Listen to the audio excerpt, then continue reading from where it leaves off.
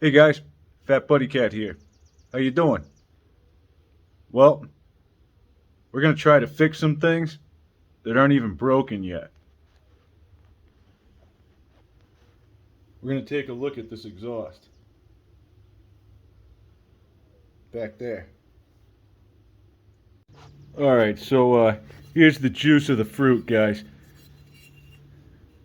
This is the remnants of the FBC Power Horn. Okay? This was the first one I did. This wasn't on this bike. This was on the 212 Pro. But see how that cracked? Alright, I didn't refund this thing or anything. I just ran it. One thing I can say, I think this is a thicker pipe. This was a right side exit 1-inch header from OMB Warehouse. Alright, and I heated this sucker up red hot, and I increased this bend. I pulled it up that way, and then back here I did the same thing, and I bent it out, and then I lopped about 8 inches off it or so and welded a 1-inch RLV on there. But this thing sounds absolutely great. It hasn't broken yet. Reason probably being because we have suspension on the rear end of the bike. Other than that, I'm sure this thing would have snapped. Especially having that RLV sitting way out there and not supported by anything. I don't have a lot of options in supporting this. Okay? As in just attaching it to the frame somewhere, because this is going to pivot partially. Well, I guess the motor, yeah, it's on a cradle, so it can pivot. Alright, so anything that it would be attached to, you would want, you know, a grommet, you know, something rubber where it's flexible. This is a Trailmaster MB-223. Go Power Sports has a really nice exhaust for this. But I already started this, and before I invest in that, I might as well see what we can do here. I'm gonna start by just taking the header off, but in looking at it, guys, it hasn't broken yet, but if it does break, I think it's gonna be in this section and not this section up here. But I think we can address that too. See what we can do. Okay, so this area is our target of interest. This is my bar stock, okay?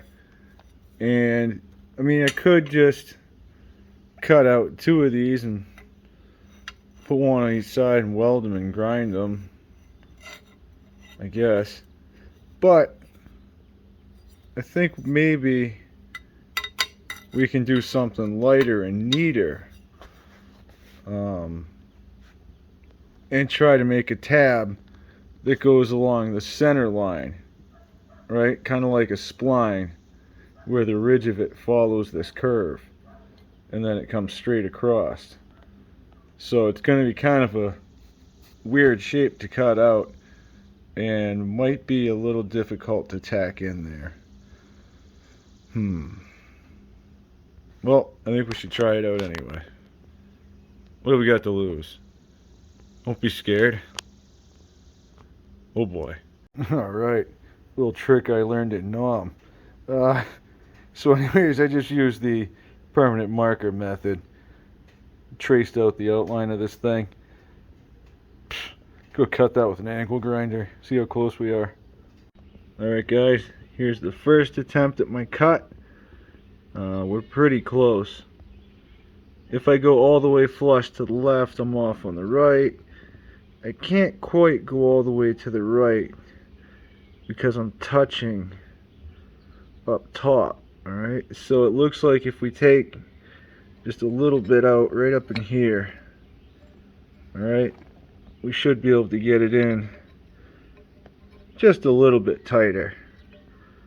And we could always angle it and stuff too. Kind of make it look neat. Do some fillet welding. Right there, it looks like we can take some off the bottom and slide it in. And then right about there, look how nice that looks.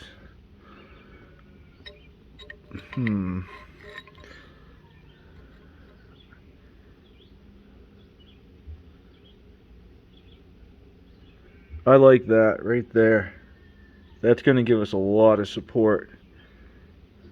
Okay, I'm going to mark it on the pipe itself, even though I'm going to be grinding all the paint and scale off of this, alright?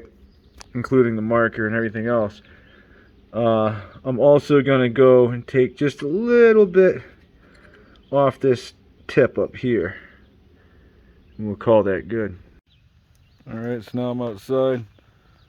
You get everything pretty much how I want it to fit. This is hot right now. I'm going to use my grinder, clean the paint and scale off where it's going to be welded on. Same thing with our spline piece. Okay guys, it's about 7:45 and I'm going to run out of daylight. So I'm going to have to weld this up first thing in the morning. It's kind of hot. Okay, here's what I'm working with. Yeah, it's hot. So we're all cleaned up, ready to go. We'll set up first thing tomorrow. See what we can't do. Alright guys, so I checked the weather and we are not going to have any clear days after this. I have got to get this welded. Alright, so I've already made my first passes on both sides. I'm going to clean that up. Get rid of some of that nasty. Okay, and here it is, pretty much cleaned up. That's all 70/18, okay? Might not be beautiful, but it's not the worst. And that's good and strong. Alright, so now there's only one thing left to do with that. You just go ahead and sit that thing outside somewhere. You smack it around. A little bit of that black grill paint. Alright, and here's our finished product. Next thing I'm going to do, I'll put it on the bike. I'm going to let it dry overnight. Over on the bike, put a new gasket on. And then the header. Whoa. Well, good thing we paid close attention to our clearance, huh? We are just making that. By just making it, I mean we have probably a 1/4 inch. And I'm talking right to the top of the valve cover gasket there, where the head is. Let me tighten it on, give you a better look.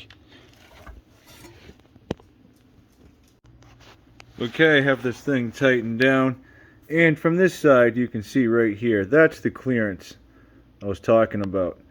Right where the top of our head and our valve cover, our bolt is right there. We have quite a bit of room. Okay, now this would have been the part of the exhaust that I was worried about the most. Alright, we're going to let this thing dry overnight and cure up, and tomorrow we're going to try to take a look at it. I don't know, maybe we can look at it in slow motion or something somehow and see how much this thing actually vibrates. Well, it's that time of night, guys. You have a good one. They say it's going to be rain the next few days, but it's always a work in progress around here, no matter what. Have a good night. Thanks for watching.